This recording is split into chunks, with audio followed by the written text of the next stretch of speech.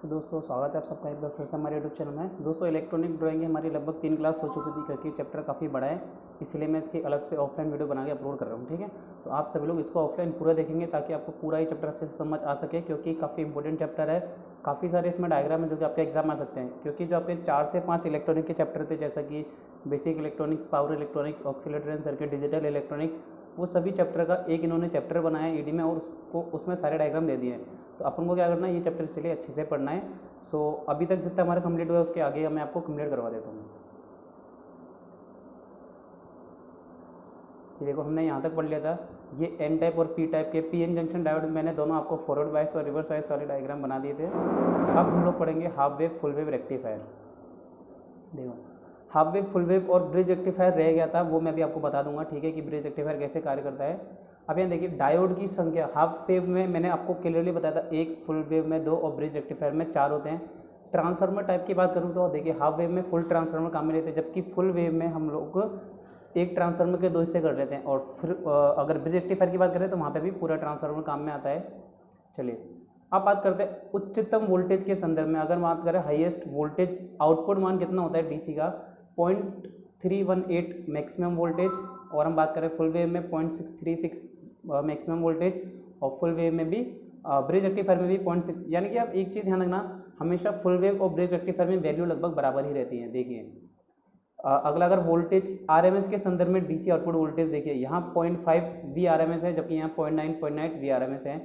Diode की current वहन क्षमता की बात करें तो आईएल मैक्सिमम होता है, जबकि फुल वेव और ब्रिज रेक्टिफायर के केस में 0.5 लोड करंट मैक्सिमम। ठीक है, यानी कि आईएल मैक्सिमम।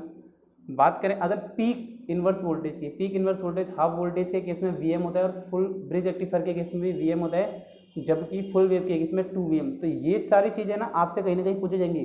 वैसे ही सारी चीज़ें डेरिवेशन से निकाली जाती है, बट अपने इतने काम का नहीं है। देखिए पीक इन्वर्स वोल्टेज वीएम और ब्रिज फुल वेव में 2 वीएम होता है। रिपल फ्रिक्वेंसी की बात करें तो जो इनपुट फ्रिक्वेंसी होती है वही रिपल फ्रिक्वेंसी होती है हाफ वेव में। फुल वेव में आउटपुट फ्रिक्वेंसी का 2 गुना। ठीक है, फुल वेव और ब्रिज रेक्टिफायर दोनों में जो आउटपुट फ्रिक्वेंसी का 2 गुना होता है वो रिपल फ्रिक्वेंसी होती है। तो ये था आपका कुछ टेबल थी, ये छोटी सी। ठीक है, ये टेबल जस्ट आपसे पूछी नहीं जाएगी एग्जाम में। ठीक है, ये बताई गई है और ये आपको कंपटीशन एग्जाम के लिए या फिर आपके ऑब्जेक्टिव क्वेश्चन ग्रुप में आ सकती है, किसमें, थ्योरी में। इसके बाद देखिए ये एक टेबल है, सिंबल है। देखिए यहाँ पे काफ़ी कुछ कवर हो जाएगा आपका। SCR, BJT, MOSFET और IGBT, ये टेबल है। अब इस टेबल को हम लोग कैसे समझेंगे। सबसे पहले तो सिंबल, SCR का सिंबल ये आ गया, BJT का आ गया, MOSFET का आ गया और IGBT का आ गया। ट्रिगरिंग के बेस पे, ट्रिगरिंग के आधार पर कौन कौन से डिवाइस कैसे काम करते हैं। देखिए SCR ट्रिगर और लैचिंग डिवाइस है, BJT लीनियर ट्रिगर होता है, MOSFET लीनियर ट्रिगर होता है और IGBT, ये तीनों BJT, MOSFET, IGBT linear trigger है, जबकि SCR हमारा ट्रिगर्ड और लैचिंग डिवाइस है। टाइप ऑफ कैरियर देखें तो SCR में मेजॉरिटी चार्ज, सिर्फ और सिर्फ मेजॉरिटी चार्ज कैरियर की वजह से करंट फ्लो होती है, जबकि BJT में बोथ। ठीक है, यानी कि दोनों माइनॉरिटी और मेजॉरिटी की वजह से होती है। MOSFET में मेजॉरिटी चार्ज कैरियर और IGBT में भी मेजॉरिटी चार्ज कैरियर, यानी कि सिर्फ BJT है जिसे हम बाइपोलर जंक्शन ट्रांजिस्टर कहते हैं, जिसमें दोनों मेजॉरिटी और माइनॉरिटी चार्ज कैरियर की वजह से करंट फ्लो होता है। कंट्रोल ऑफ गेट और बेस, यानी कि ट्रिगर कैसे होता है मेरा, ठीक है, कंट्रोल कैसे होता है। तो SCR में तो गेट हैज़ नो कंट्रोल, यानी कि एक बार अगर चालू हो जाए तो उसके बाद गेट के पास कोई कंट्रोल नहीं होता। BJT में बेस के पास पूरा कंट्रोल रहता है। MOSFET में हमारा गेट हैज़ फुल कंट्रोल, यानी कि गेट के पास फुल कंट्रोल है। और इसी तरह से IGBT में भी गेट के पास फुल कंट्रोल है। On state drop less than 2 volt, MOSFET में 4 से 6 वोल्ट और IGBT में 3.3 वोल्ट। तो ये सारी चीज़ें आपको ध्यान रखनी है। ठीक है, गेट ड्राइव कैसे होता है, करंट देखिए, यानी कि SCR और BJT तो करंट, जबकि MOSFET और IGBT वोल्टेज कंट्रोल डिवाइस हैं। तो ये टेबल आपको याद रखनी है। हालांकि ये टेबल भी आपसे एग्जाम में कैसे आएगी, ऑब्जेक्टिव क्वेश्चन के regarding. Alter rectification of AC current, तो AC करंट का रेक्टिफिकेशन कैसे करें, यानी कि AC को DC में बदलने के लिए रेक्टिफायर का इस्तेमाल किया जाता है। अब 3 तरह के सर्किट होते हैं इसमें भी। ठीक है, 3 तरह के। देखिए हाफ वेव, ये मैंने आपको बता दिया, फुल वेव बता दिया। अब ब्रिज रेक्टिफायर जो हमारा रह गया था, देखिए ब्रिज रेक्टिफायर में क्या होता है, ब्रिज बनाना है, यानी कि हम टोटल 4 डायोड बनाते हैं।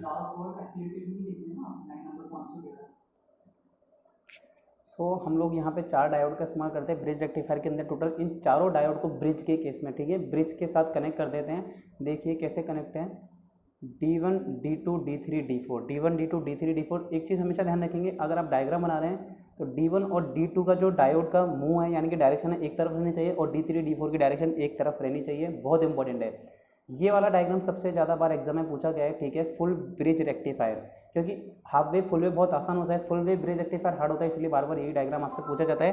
तो इस डायग्राम की प्रैक्टिस जरूर करेंगे और आप ये डायग्राम बना के भी जरूर दिखाएंगे। अब देखिए सबसे पहले क्या होगा, जब हम लोग सप्लाई देंगे इसके अंदर तो पॉजिटिव साइकिल काम करेंगे, यानी कि सिर्फ 2 डायोड काम करेंगे। कौन कौन से डायोड कार्य करेंगे हमारे, देखिए पहले केस में अगर हम बात करें तो D1 और D4, ठीक है, D1 और D4 डायोड आपका काम करेगा।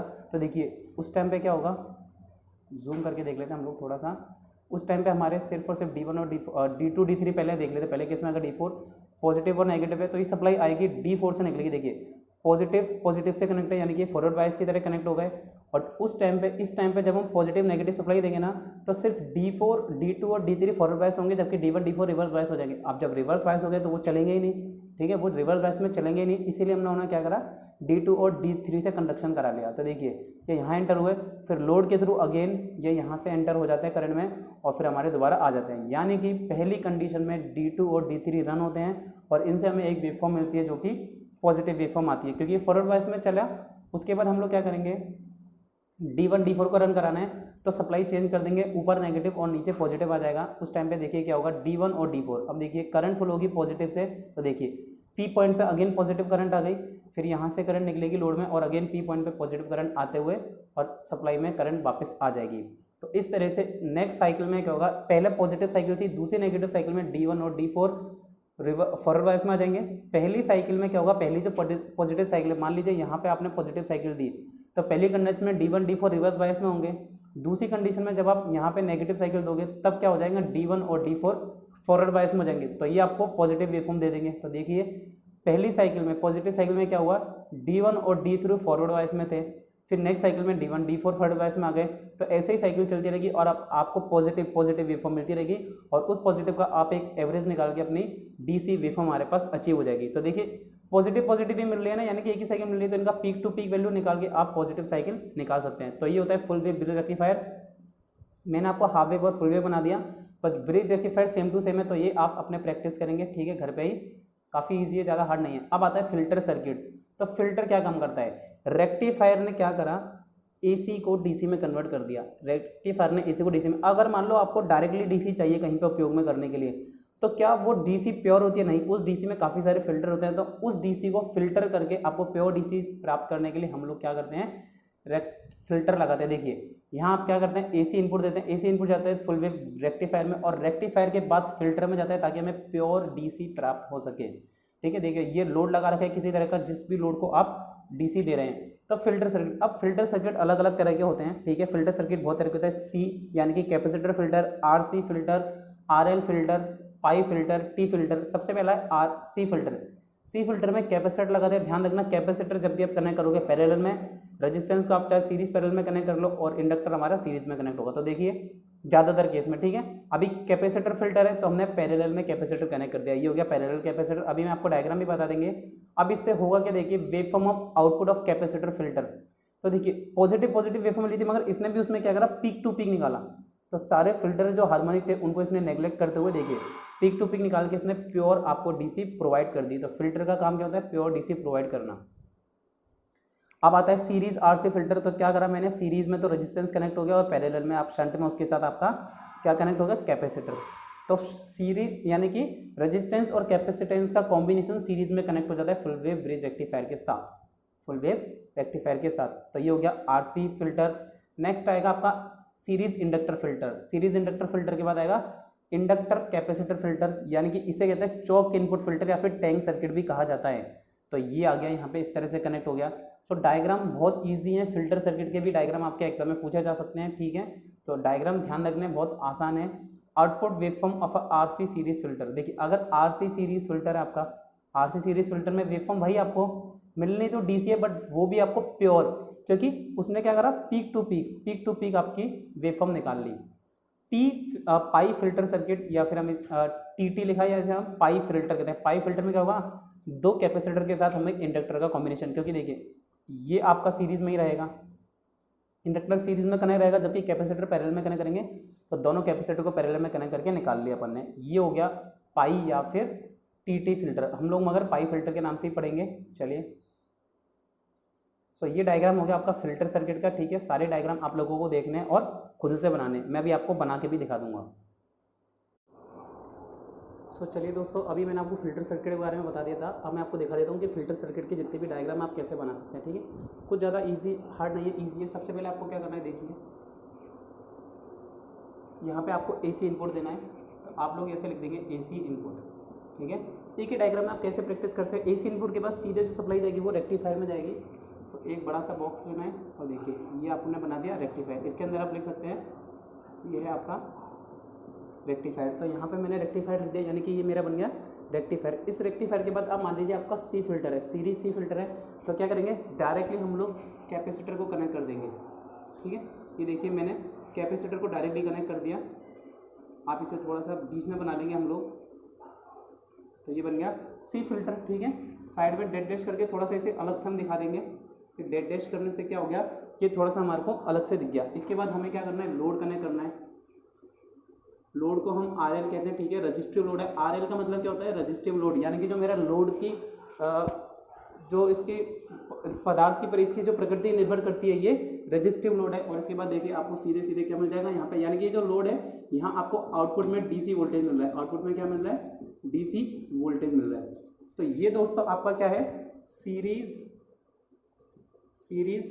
Capacitor filter, series capacitor filter. तो क्या आपको ये वाला डायग्राम क्लियर है, सीरीज कैपेसिटर फिल्टर। चलिए, अब इस सीरीज कैपेसिटर फिल्टर में दूसरा आता है आपका, यदि सीरीज RC फिल्टर हो, ठीक है। RC फिल्टर के केस में हम लोग क्या करेंगे, ज़्यादा कुछ आपको चेंज नहीं करना है। देखिए आपको क्या करना है, सिर्फ यहाँ पे एक कैपेसिटर और लगा देंगे, यहाँ पे हम लोग एक कैपेसिटर और कनेक्ट कर देंगे, और इस कैपेसिटर को हम लोग दे देंगे R नाम। यहाँ पे हमने एक कैपेसिटर और कनेक्ट कर देंगे और इस कैपेसिटर को नाम के दे देंगे R1 मान लीजिए। तो ये क्या हो गया, अब आपका ये हो गया, देखिए series RC filter, series RC। अब मैं आप इसको नाम दे दीजिए सीरीज RC फिल्टर। तो ये कितना इजी है, आपको क्या करना है, सिर्फ इनपुट में AC सप्लाई देनी है, उसे एक रेक्टिफायर से कनेक्ट करेंगे। रेक्टिफायर से कनेक्ट करने के बाद हम सीधे, अगर सीरीज कैपेसिटर है तो कैपेसिटर कनेक्ट कर देंगे शंट में, RC फिल्टर है तो रेजिस्टेंस और सीरीज का कॉम्बिनेशन ऐड कर देंगे। अब RC के बाद में नेक्स्ट हमारा क्या था, इंडक्टर फिल्टर। अब देखिए इंडक्टर फिल्टर को हम किस तरह से बना सकते हैं। अब आपका था अगर इंडक्टर फिल्टर, तो आपको पता है कि इंडक्टर सीरीज में कनेक्ट किया जाता है, तो आप सीरीज में एक इंडक्टर कनेक्ट कर दो, यानी कि एक चौक की तरह कनेक्ट कर दीजिए, चाहे तो ठीक है। इस पर लिख देंगे हम लोग L, तो ये हो गया अब आपका सीरीज L फिल्टर, यानी कि series inductor filter, series inductor filter, ठीक है।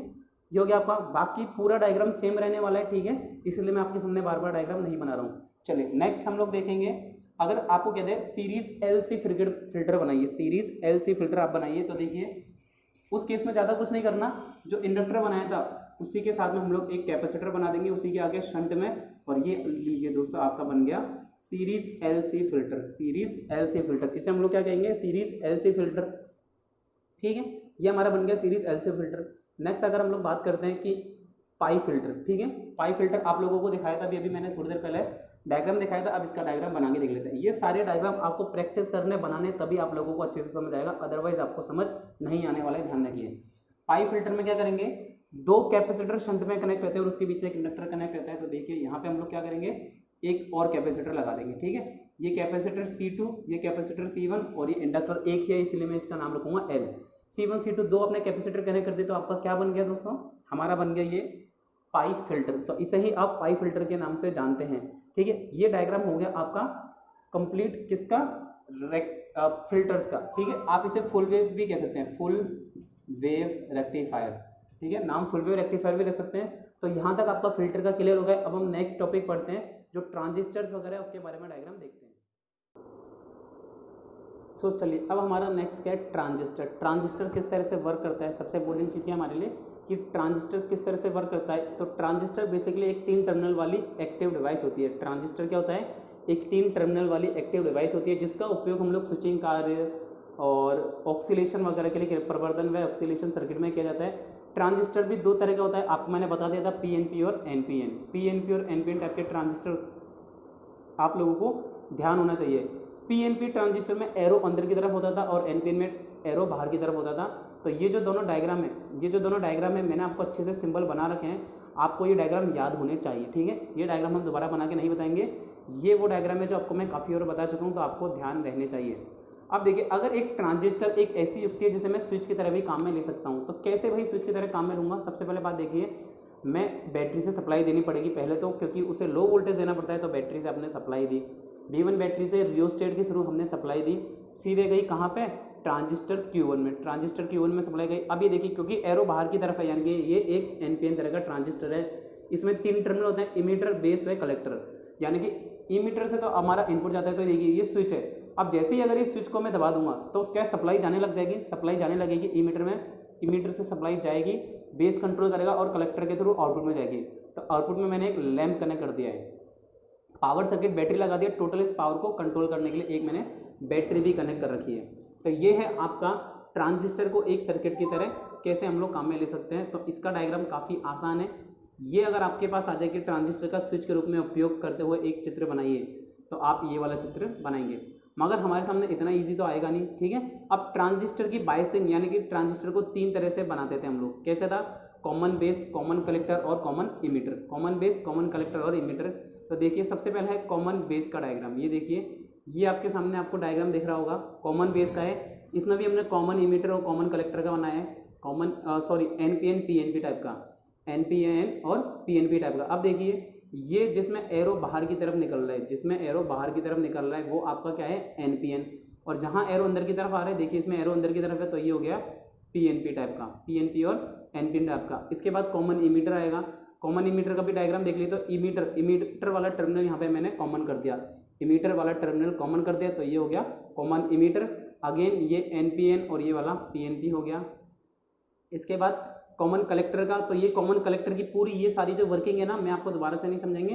अगर आप लोगों को समझना है तो लिंक के डिस्क्रिप्शन में आपको पूरी इलेक्ट्रीशियन थ्योरी की प्लेलिस्ट दे दूंगा दोस्तों, वहाँ जाके आप चैप्टर बेसिक इलेक्ट्रॉनिक्स ट्रांजिस्टर वाला, ठीक है, ट्रांजिस्टर वाला चैप्टर देख सकते हैं। वहाँ इसकी पूरी थ्योरी बता रखी है। आपको सिर्फ यहाँ पे डायग्राम बनाना सीखना है, वर्किंग से कोई लेना देना नहीं है, आपको सिर्फ यहाँ पे डायग्राम बनाना सीखना है। तो कॉमन कलेक्टर है, तो कॉमन कलेक्टर में क्या होता है, कलेक्टर के थ्रू कलेक्टर को कॉमन करते हैं हम लोग, कलेक्टर को कॉमन कर दिया जाता है। तो ये हो गया कॉमन कलेक्टर का डायग्राम, देखिए।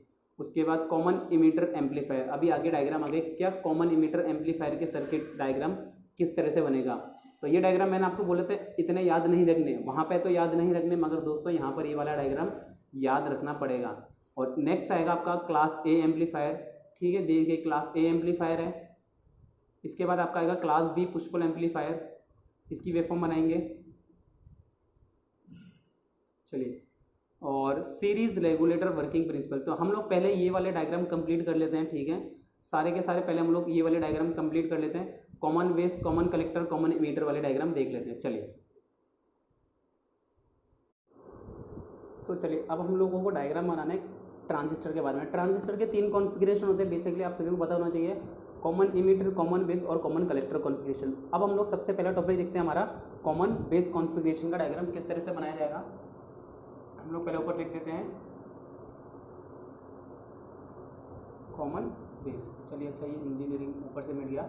कॉमन बेस कॉन्फ़िगरेशन देखिए कुछ नहीं होता, ट्रांजिस्टर का आपको बेसिक डायग्राम ध्यान होना चाहिए। सबसे पहली चीज़, ट्रांजिस्टर का सिंबल आपको ध्यान होना चाहिए, ठीक है। कुछ इस तरह से आप अगर सिंबल बनाते हैं तो देखिए इसमें 3 लेग्स होती हैं, ठीक है।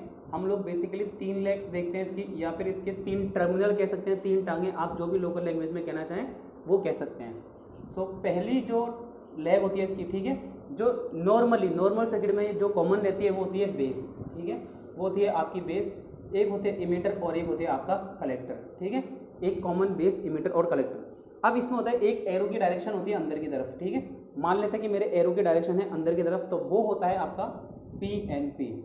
और जिसमें एरो की डायरेक्शन अगर बाहर की तरफ हो तो वो हो जाएगा आपका NPN। ये चीज़ आपको ध्यान देंगे, 2 सिंबल, ठीक है। अब आपको अगर ये ध्यान है, इसमें 3 टर्मिनल है, common base, collector, emitter, 3 terminal होते हैं, बेस, कलेक्टर, इमीटर। अब इसी से हम लोग अपने डायग्राम्स आगे के बनाएंगे, चलिए, ठीक है। मैं तो डायग्राम कैसे बना रहा हूँ, आड़े टेढ़े बना रहा हूँ, मगर आपको स्केल के साथ में सर्किल मास्टर की मदद से प्रॉपर अच्छे अच्छे डायग्राम बनाने हैं, ठीक है।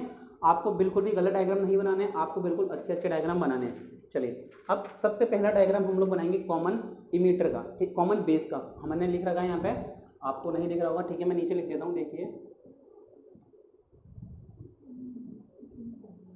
कॉमन बेस, और इससे इंग्लिश में भी यही पढ़ेंगे अपन लोग, ठीक है। कोई ऐसा नहीं बोलेगा सर हिंदी में क्या कहते हैं और इंग्लिश में कहते हैं, कॉमन बेस ही हम लोग पढ़ेंगे। चलिए सबसे पहले इसका डायग्राम बनाने के लिए क्या करेंगे, आपको एक चीज़ ध्यान रखनी है कि मुझे बेस को कॉमन करना है, कॉमन बेस यानी कि बेस को कॉमन रखना है। तो लीजिए मैंने इस तरीके से बनाऊंगा कॉमन बेस में, क्योंकि बेस मेरा सबसे नीचे की तरफ आएगा, बेस मेरा कॉमन हो गया। अब बच्चों को दो टर्मिनल बचा, एक ही हो गया आपका कलेक्टर इमीटर। इमीटर क्यों यहाँ पे दिया, क्योंकि ये इनपुट देगा, क्योंकि ये इनपुट देता है। तो यहाँ से देखिए यहाँ हो गया इनपुट सिग्नल, आप लिख दीजिए यहाँ पे इनपुट सिग्नल। कलेक्टर टर्मिनल कहाँ जाएगा, सीधे आउटपुट पर जाएगा। तो देखिए यहाँ पे आप आउटपुट लगा देंगे। अब आउटपुट चाहे आप रजिस्टिव लोड लगाएं, इंडक्टिव लोड लगाएं, तो मैं क्या करता हूँ एक रजिस्टिव लोड या इंडक्टिव लोड कैसे भी लगा सकता हूँ। मान लो अगर मैं इंडक्टिव लोड लगाता हूँ, ठीक है, रजिस्टिव लोड लगाया तो मैंने RL लिख दिया, रजिस्टिव लोड अगर मैंने लगाया तो RL में लिख देता हूँ। सो इस तरह से आपका क्या हुआ, देखिए इनपुट पे आपने इनपुट सिग्नल दे दिया, हमारा ट्रांजिस्टर का सिंबल है। अब आपको इसके नाम ध्यान रखने। अब अगर करंट फ्लो होगी, करंट कैसे फ्लो होगी, बैटरी से सप्लाई देनी पड़ेगी। तो देखिए क्योंकि ये आपके सेमीकंडक्टर मटेरियल है, इलेक्ट्रॉनिक्स है, तो लो वोल्टेज सप्लाई दी जाती है। तो देखिए यहाँ पे आपने एक बैटरी से सप्लाई दे दी, तो ये बैटरी कहाँ कनेक्ट है, देखिए ये है आपका टर्मिनल इमीटर, ये है बेस और ये है कलेक्टर। तो ये होगा आपका VEB। VEB क्यों कहेंगे इसे, क्योंकि ये बेस और इमीटर के बीच में, इसीलिए हम कहेंगे इसे VEB। एक बैटरी हम लोग यहाँ पे कनेक्ट करेंगे, ठीक है, एक बैटरी आपने यहाँ कनेक्ट कर दी। लीजिए अब यहाँ जो बैटरी कनेक्ट है उसे मैं क्या कहूँगा, VBC बैटरी क्यों कहेंगे, क्योंकि ये बेस और कलेक्टर के बीच में, इसीलिए इसे VBC बैटरी कहा जाएगा। इसीलिए इसे हम लोग क्या कहेंगे, VBC बैटरी कहा जाएगा। देखिए तो ये आपका क्या हो गया, आउटपुट साइड। ये आपका जो टोटल साइड हो गई, इसे हम लोग कहेंगे आउटपुट साइड। अब बेस में एक करंट फ्लो होना स्टार्ट होगी, वो कौन सी करंट होगी, IB यानी कि बेस करंट, ठीक है। यहाँ आपने क्योंकि इनपुट सिग्नल दिया, यहाँ आपने इनपुट सिग्नल दिया, इसीलिए यहाँ पे एक करंट इमीटर के थ्रू कौन सी करंट एंटर होगी, IE करंट। अब ये IE करंट यहाँ एंटर हुई और बेस करंट यहाँ एंटर हुई, इन दोनों से मिलकर एक करंट बनेगी, वो कौन सी करंट होगी, IC करंट, ठीक है। तो देखिए ये हुई IC करंट। तो इस तरह से IC current I, IE current I और IB करंट आई, ये तीनों मिलकर एक जगह पे इकट्ठे हो जाएंगे।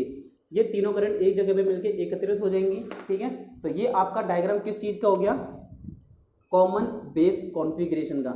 अच्छा अब देखिए कॉमन बेस कॉन्फ़िगरेशन का ये डायग्राम हो गया खत्म। मगर यहाँ पे एक चीज़ और देखने वाली बात है, ठीक है, क्योंकि ये है PNP type, NPN type. NPN type कैसे, क्योंकि यहाँ पे एरो है, ये देखिए एरो बाहर की तरफ है।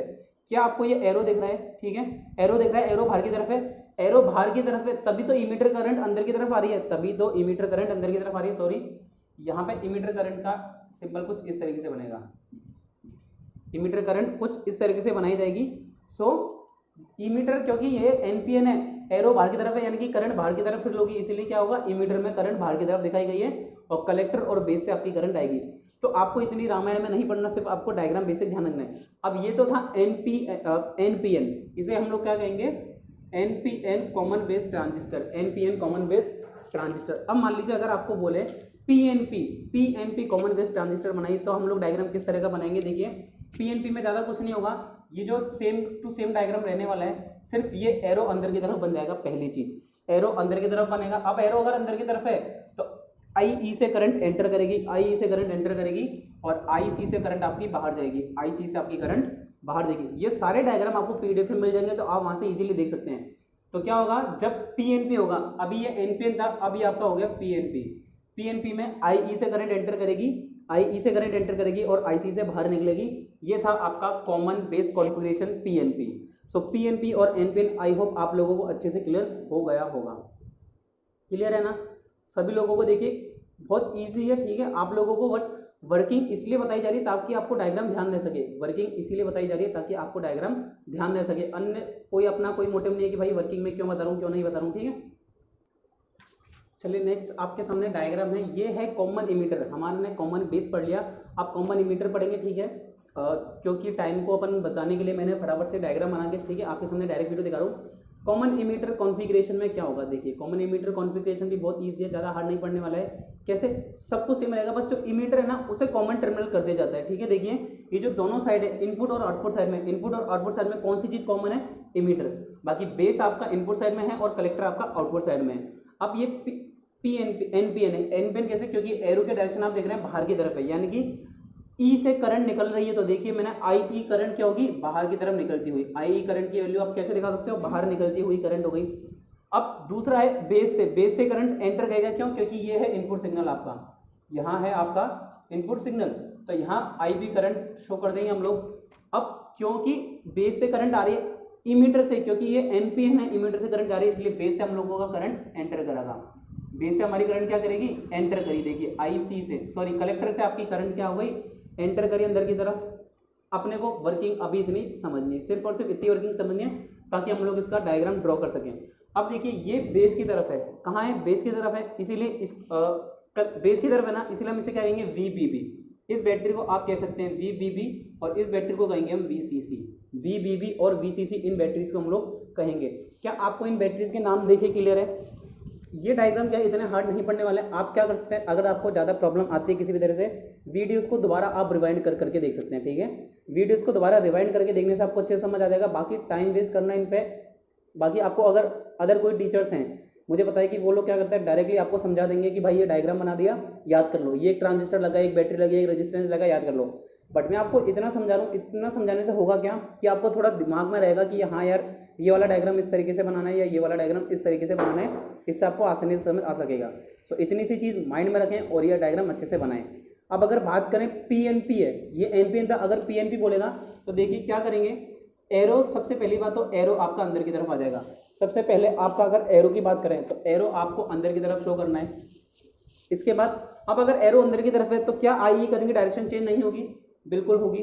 तो हम लोग क्या करेंगे, आई करंट की डायरेक्शन बदल गई और इसी के साथ आई सी करंट की भी डायरेक्शन बदल जाएगी, लेकिन आई बी करंट की डायरेक्शन सेम रहने वाली है, क्योंकि यहाँ से जो इनपुट्स है वो करंट हमेशा एंटर करते हुए दिखाएंगे। सिर्फ अगर जो भी बेस होगा उसके आधार पर, जो भी कॉमन होगा उसके आधार पर ये वाली करंट जो भी यहाँ पे होगा, कलेक्टर बेस इमीटर, और ये वाली करंट की वैल्यू चेंज होगी। बैटरी क्योंकि ये वीवी से कनेक्ट है, इनपुट बेस है, इसलिए ये वीबीबी बैटरी, और कलेक्टर पे आउटपुट से वीसीसी बैटरी कहा जाएगा। सो आई होप आपको कॉमन बेस का एनपीएन और पीएनपी, पहले एनपीएन था, ठीक है, अब मैंने बनाया है वो पीएनपी है। तो आई होप आपको ये डायग्राम क्लियर होने चाहिए। चलिए अब नेक्स्ट देखेंगे हम लोग कॉमन कलेक्टर कॉन्फ़िगरेशन। चलिए नेक्स्ट क्या है, अगर आपको कॉमन बेस और कॉमन इमीटर ही ज़्यादा पूछा जाता है, फिर भी अगर आप कह रहे हैं तो देखिए ये डायग्राम आपको दिख रहा है, ये किसका डायग्राम है, कॉमन कलेक्टर का। कॉमन कलेक्टर में देखिए ये कलेक्टर करंट आपको कॉमन दिख रही है, एनपी नहीं, मैंने डायरेक्टली पीएनपी बना दिया है, पीएनपी बना दिया, ठीक है। अब पीएनपी में क्या होगा, एरो की डायरेक्शन अंदर की तरफ होगी, ठीक है, सॉरी, मगर मैं डायरेक्शन यहाँ की तरफ भी देख सकता हूँ, ये रहा। चलिए पीएनपी डायरेक्शन में एरो अंदर की तरफ हो गया, ये एरो अंदर की तरफ हो गया, तो क्या होगा, करंट एंटर करेगी और यहाँ से करंट बाहर निकल जाएगी, ठीक है। करंट यहाँ से एंटर करी, यहाँ से आई और इमीटर से बाहर निकलेगी, तो ये हो गया आपका पीएनपी। और एनपीएन भी आप लोग बना सकते हैं। आपको क्या करना है, सारे डायग्राम प्रैक्टिस करना है। अगर आप ये कॉमन बेस कलेक्टर और इमीटर का डायग्राम प्रैक्टिस नहीं करेंगे तो आपको कुछ समझ नहीं आएगा, ठीक है। ध्यान रखिए प्रैक्टिस से ही ईडी समझ में आएगी, अन्यथा आपको ईडी समझ नहीं आएगी, फिर आप बोलोगे सर आने के बावजूद डायग्राम नहीं बना पाया। सो कॉमन कलेक्टर नहीं है, इमीटर नहीं है, ये कॉमन कलेक्टर का कॉन्फ़िगरेशन है, ठीक है, ये है कॉमन कलेक्टर का कॉन्फ़िगरेशन। सो आई होप आपको ये डायग्राम क्लियर हो गया होगा। सो दोस्तों अब हम लोग पढ़ेंगे, हमारे सामने डायग्राम में क्लास ए एम्पलीफायर, ठीक है।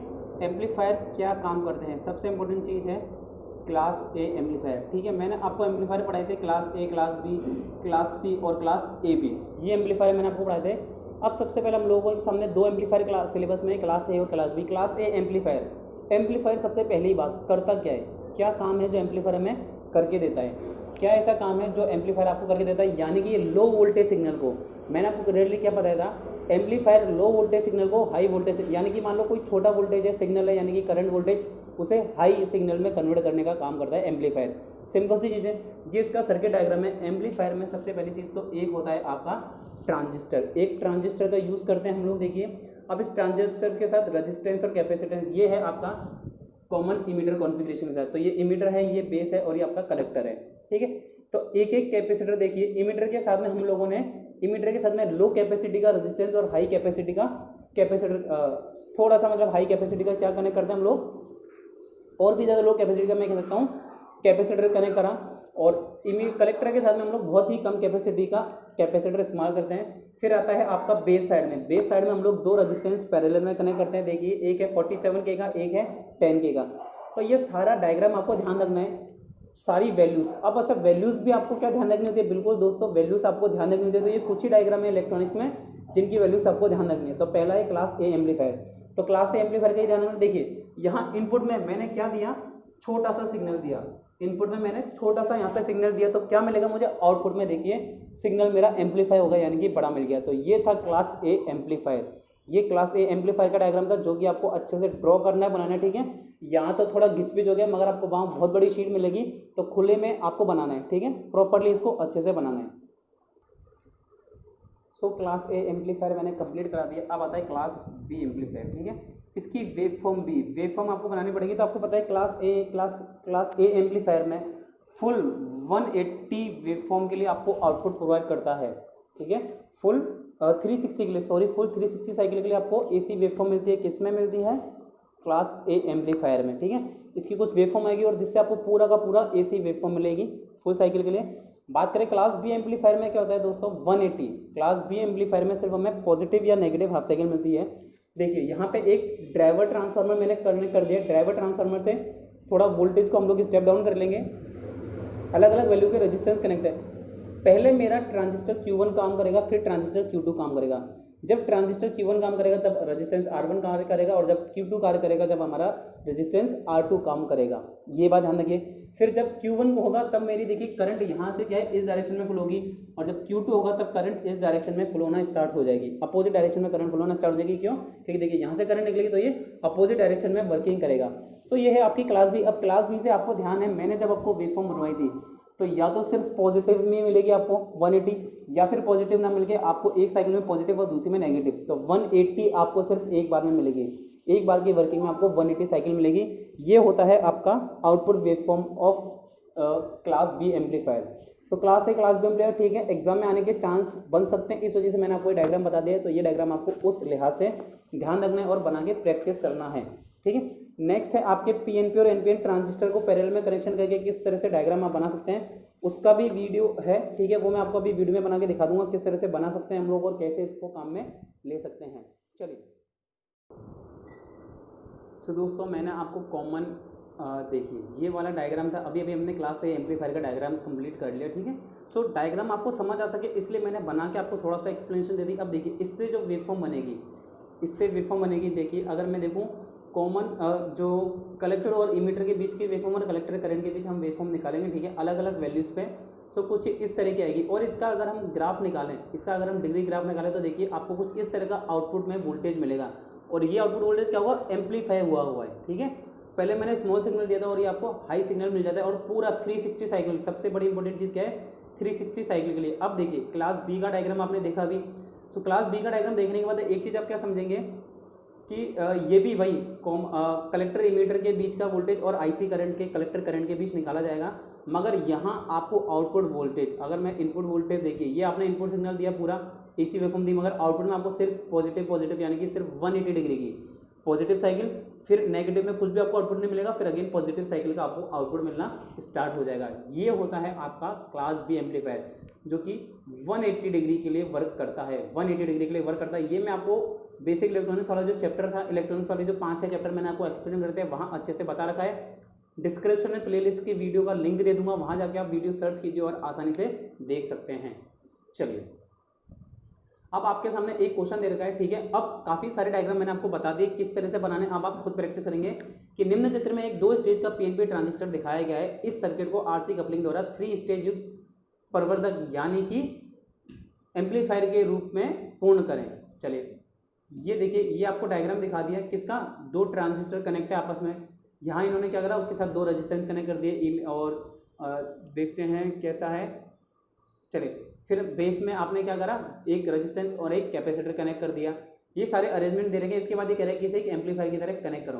तो भाई एम्पलीफायर की तरह कनेक्शन करके दिखा देने आपको कि एम्पलीफायर के रूप में जब हम कनेक्शन करेंगे तो कौन कौन सी चीज़ें आएंगी, ठीक है।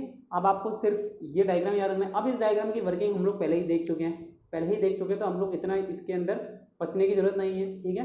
डायग्राम देखेंगे, लर्न करने की कोशिश करेंगे। आप इसको 4-5 बार बनाएंगे, ठीक है, कि हाँ भाई 2 कैपेसिटर मेरे आपस में, 2 ट्रांजिस्टर पहले कनेक्ट है। ये प्रीवियस सर्किट कहेंगे, हम इसे क्या कहेंगे, प्रीवियस सर्किट कह सकते हैं। और ये बाद का सर्किट है जब हम इसे एम्पलीफायर में कन्वर्ट कर रहे हैं। तो देखिए 2 स्टेज एनपीएन ट्रांजिस्टर को हम लोगों ने आरसी कपलिंग के द्वारा 3 स्टेज, तो ये देखिए 2 स्टेज का था और मैंने क्या कर दिया यहाँ पे आरसी कपलिंग, ये देखिए ये क्या होती है आरसी कपलिंग, यहाँ पे आपको आरसी कपलिंग दिख रही है, तो आरसी कपलिंग के द्वारा मैंने इसको एक एम्पलीफायर के रूप में बदल दिया, आरसी कपलिंग के द्वारा इसे मैंने एक एम्पलीफायर के रूप में बदल दिया। नेक्स्ट एक 2 स्टेज एनपीएन ट्रांजिस्टर का एलसी कपलिंग आरेख। अब देखिए प्रीवियस स्ट्रक्चर है और इसमें एलसी कपलिंग कर दी गई है, कोई बड़ी बात नहीं है। एक ऑस्किलोस्कोप का डायग्राम, तो ऑस्किलोस्कोप का डायग्राम पूरा बेहतरीन तरीके से आपको बता रखा है, ठीक है, कोई बड़ी बात नहीं है। ये आपका सीआरटी होता है, सीआरटी का पूरा नाम होता है कैथोड रे ट्यूब। इसमें सिग्नल आता है जो कि आपको वेवफॉर्म दिखाती है। वर्टिकल इनपुट सिग्नल आएगा कहीं से, ठीक है, वर्टिकल, और इंटरनल इनपुट सिग्नल वो जाएगा वर्टिकल इनपुट एटेन्यूएटर के अंदर और वहां से जाएगा वर्टिकल एम्पलीफायर के अंदर, ठीक है। कुछ सिग्नल जाता है हॉरिजॉन्टल इनपुट एटेन्यूएटर के अंदर, जहां से ये सॉ टूथ जनरेटर के थ्रू होता हुआ ट्रिगर होगा, फिर हॉरिजॉन्टल एम्पलीफायर में आएगा, और कुछ सिग्नल आपका गेट एम्पलीफायर में आके फिर ये टोटल सिग्नल सीआरटी में जाता है। तो ये सारी चीज़ें पहले ही आपको एक्सप्लेन की जा चुकी है। मैंने आपको क्या बताया, जितना भी आपने अभी सेकेंडरी थ्योरी में पढ़ा वो सब आपका ईडी में धीरे धीरे करके आ जाएगा। अब देखिए, अब सीरीज रेगुलेटर का वर्किंग सिद्धांत। तो सीरीज रेगुलेटर, मैंने आपको रेगुलेटर के बारे में बताया था, वोल्टेज रेगुलेटर, बस क्या है उसका डायग्राम देखिए। ये एक ट्रांजिस्टर कनेक्ट करते हैं, ये लोड रेजिस्टेंस तो आएगा, ये लोड की तरफ का रेजिस्टेंस है। इनपुट में हम लोग क्या करेंगे, अनरेगुलेटेड वोल्टेज आता है। रेगुलेटर अनरेगुलेटेड वोल्टेज को एक फिक्स वोल्टेज में कन्वर्ट करके देता है आपको। तो एक रेजिस्टेंस और एक क्या है, जेने डायोड, ये जेने डायोड का सिंबल है, ध्यान रखेंगे, ये जेने डायोड कनेक्ट रहता है। बस हो गया series voltage regulator. Feedback regulator, feedback series regulator. तो फीडबैक सीरीज रेगुलेटर में क्या करेंगे, देखिए आउटपुट को फीडबैक करना है, तो 2 ट्रांजिस्टर कनेक्ट करें, ये पहला है, और यहाँ से देखिए ये फीडबैक करंट आ रही है, तो ये फीडबैक करने के लिए काम में ले लिए। तो आपको डायग्राम तो ध्यान रखने पड़ेंगे, देखिए मैं कितना भी क्या कर दूँ एक्सप्लेन, बट आपको डायग्राम ध्यान रखने पड़ेंगे। और इलेक्ट्रॉनिक्स से हालांकि बहुत कम आते हैं बट आ जाते हैं। नेक्स्ट है variable output voltage regulator circuit, UJT relaxation use for trigger the SCR. UJT circuit का जब हम एससीआर के रूप में इस्तेमाल करेंगे, ये देखिए आपको सिंबल दिख रहा होगा यूजेटी का, ये जो पूरा सिंबल है ये यूजेटी का है, ठीक है। यूजेटी में कौन कौन से 2 पॉइंट होते हैं आपको बताने, मुझे कमेंट करके, ठीक है, मैं आपको नहीं बताऊंगा, आपको कमेंट करके बताने। यूजेटी में 3 पॉइंट जो दे रखे हैं, ठीक है, 2 पॉइंट एक्चुअल में, ये 2 पॉइंट कौन कौन से, ठीक है, और अगर तीसरा पॉइंट है तो तीसरा पॉइंट कौन सा है। बहुत ही आसान इसका आंसर है, क्योंकि मैंने जब आपको पढ़ाना स्टार्ट किया था सबसे पहले यूजेटी बताया था, सबसे पहले यूजेटी बताया था। यूनिवर्सल मोटर का कंट्रोल आपको देखना है कि यूनिवर्सल मोटर अगर आपको कनेक्ट करनी है तो ये जो दिख रही है ना सिर्फ एम लिखा है, बट ये क्या है, यूनिवर्सल मोटर है। इसको देखिए वही डायरेक्ट डायोड रेजिस्टेंस कैपेसिटर लगा के कनेक्ट कराया गया है। तो अब इसमें भी कोई चीज़ एक्सप्लेनेशन जैसे नहीं है, क्या करना पड़ेगा, टोटल रट्टा मारो या फिर छोड़ दो, क्योंकि जरूर नहीं कि ये आए। यूनिवर्सल मोटर कंट्रोल का डायग्राम, बहुत ही भिन्न भिन्न प्रकार के रेजिस्टेंस कैपेसिटर कनेक्ट करके रखे हैं। निम्न चित्र में एक एससीआर द्वारा कंट्रोल किया गया है एक लोड को, जिसमें एससीआर को यूजेटी द्वारा ट्रिगर किया गया है। तो देखिए एससीआर आपका कहाँ है, चलिए एससीआर आपको कहीं दिख रहा है, ये रहा आपका एससीआर। इस एससीआर को देखिए ये यूजेटी के द्वारा ट्रिगर किया गया है, यूजेटी के द्वारा, और यूजेटी में आपको ट्रांजिस्टर के थ्रू जेनर डायोड वगैरह कनेक्ट है। और ये क्या है, ये एसी वोल्टेज को रेक्टिफायर, ये रेक्टिफायर देखिए ब्रिज रेक्टिफायर के थ्रू क्या करा, इसने सबसे पहले डीसी में कन्वर्ट करा और आगे कार्य करे गए, उसके बाद आगे के काम किए गए। चलिए ये डायग्राम स्किप कर देंगे अपन। लैंप डिमर में ट्रायक व डायक का उपयोग, जो लैंप डिमर में आप लोगों को पढ़ाया गया था कि डायक व ट्रायक का इस्तेमाल किया जाता है, तो उसका वर्किंग डायग्राम है ये। जब तक डायग्राम आप प्रैक्टिस नहीं करोगे ना, याद नहीं होने वाले। GTO gate turn off transistor, gate turn off transistor का डायग्राम और सिंबल पहले ही एक्सप्लेन किया जा चुका है, तो अगेन इसकी प्रैक्टिस करनी है। इसी तरह से यहाँ आपको डायग्राम दे रखा है IGBT, यानी कि इंसुलेटेड गेट बाइपोलर ट्रांजिस्टर, इसका भी डायग्राम प्रैक्टिस करेंगे। डिजिटल इलेक्ट्रॉनिक्स, अब आपके सामने डिजिटल इलेक्ट्रॉनिक्स मैंने कितने अच्छे से एक्सप्लेन की थी, आप लोगों को ध्यान होगा कि डिजिटल इलेक्ट्रॉनिक्स मैंने बहुत ही अच्छे से एक्सप्लेन की थी, ठीक है।